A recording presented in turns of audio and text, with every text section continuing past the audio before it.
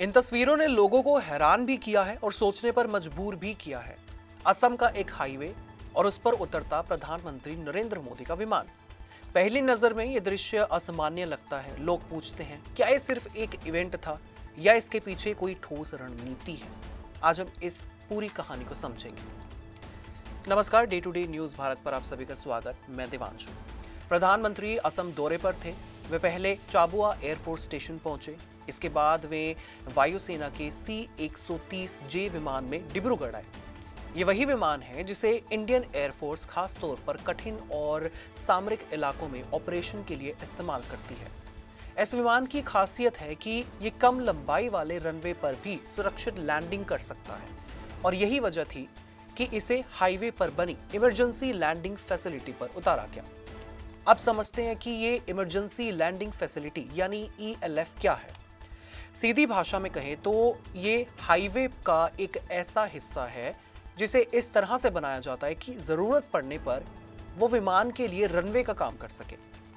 आम दिनों में उस हाईवे पर गाड़ियां चलेंगी, ट्रक गुजरेंगे, लोग सफर करेंगे। लेकिन अगर कभी आपात स्थिति आ जाए, युद्ध, प्राकृतिक आपदा या किसी एयरबेस पर तकनीकी दिक्कत, तो वही सड़क कुछ ही मिनटों में एयरक्राफ्ट लैंडिंग के लिए तैयार हो सकती है। यही इसकी खासियत है। आप सोच सकते हैं कि सड़क पर विमान उतारना आसान नहीं होता। इसके लिए कई तकनीकी बदलाव किए जाते हैं। सड़क की मोटाई सामान्य से ज्यादा रखी जाती है ताकि भारी विमान का वजन सह सके। सतह को बिल्कुल समतल बनाया जाता है। आसपास कोई भी ऊंची इमारत या फिर बिजली की तार नहीं होती। जरूरत पड़ने पर ट्रैफिक को तुरंत रोका जा सकता है, यानी ये सिर्फ सड़क नहीं बल्कि एक बैकअप एयरबेस है। अब सवाल उठता है कि इसकी जरूरत क्यों पड़ी? इसका जवाब सुरक्षा और रणनीति में छिपा है।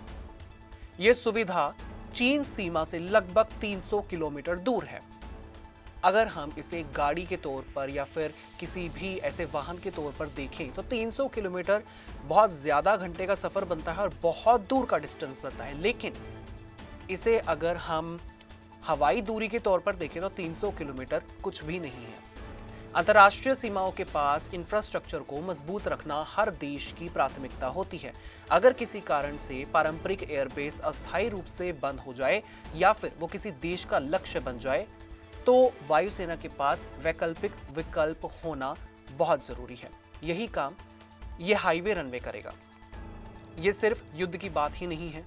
पूर्वोत्तर भारत में बाढ़ और प्राकृतिक आपदाएं बहुत आम हैं। कई बार सड़क और हवाई संपर्क टूट जाते हैं। ऐसे में अगर राहत सामग्री या फिर बचाव दल को जल्दी पहुंचना होता है तो ऐसे हाईवे रनवे मददगार हो सकते हैं। बड़े विमान सीधे उतर सकते हैं और राहत कार्य तेज हो सकता है। यानी ये सुविधा सुरक्षा और आपदा प्रबंधन दोनों के लिए बहुत ही ज्यादा अहम है। दुनिया के कई देशों में ये मॉडल अपनाया जाता है। यूरोप के कुछ देशों में तो हाईवे को शुरू से ही इस तरह डिजाइन किया जाता है कि जरूरत पड़ने पर फाइटर जेट भी वहां उतर सके। भारत में भी पिछले कुछ वर्षों में अलग अलग राज्यों में इस तरह के प्रयोग किए गए हैं।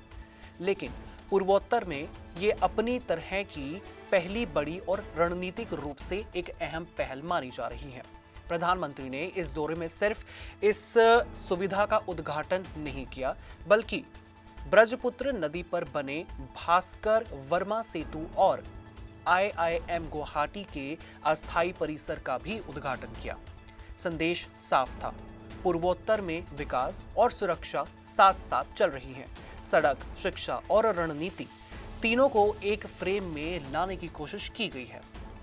C-130J जैसे विमान का चयन भी प्राथमिकता नहीं था। ये विमान कठिन इलाकों में उतरने की क्षमता रखता है। इसे विशेष मिशनों के लिए तैयार किया गया है। हाईवे पर इसकी लैंडिंग ये दिखाती है कि बुनियादी ढांचा और वायुसेना दोनों तैयार हैं। ये सिर्फ भाषण नहीं बल्कि एक तरह का लाइव डेमो था। ये तस्वीरें एक और संदेश देती हैं। आधुनिक दौर में इंफ्रास्ट्रक्चर को बहुदृश्यी बनाना बहुत जरूरी है। सड़क सिर्फ यातायात के लिए नहीं बल्कि राष्ट्रीय सुरक्षा की जरूरतों के लिए भी उपयोग हो सकती है। ये सोच अब धीरे धीरे नीति का हिस्सा बन रही है। जहां सड़क बन रही है वहां रणनीति उपयोग की संभावना भी देखी जा रही है।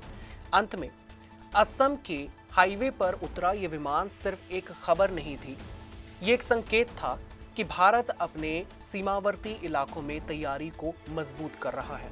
जरूरत पड़ी तो सड़क रनवे बनेगी, विमान उतरेगा और ऑपरेशन जारी रहेगा। यही इस पूरी कहानी का सार है, विकास और सुरक्षा का संगम। अगर आप इस दृश्य को दोबारा याद करें तो समझ आएगा कि यह सिर्फ एक उद्घाटन नहीं था, बल्कि तैयारी का प्रदर्शन था। और यही कारण है कि यह दृश्य चर्चा में बहुत ज्यादा इस वक्त दिखाई दे रहा है।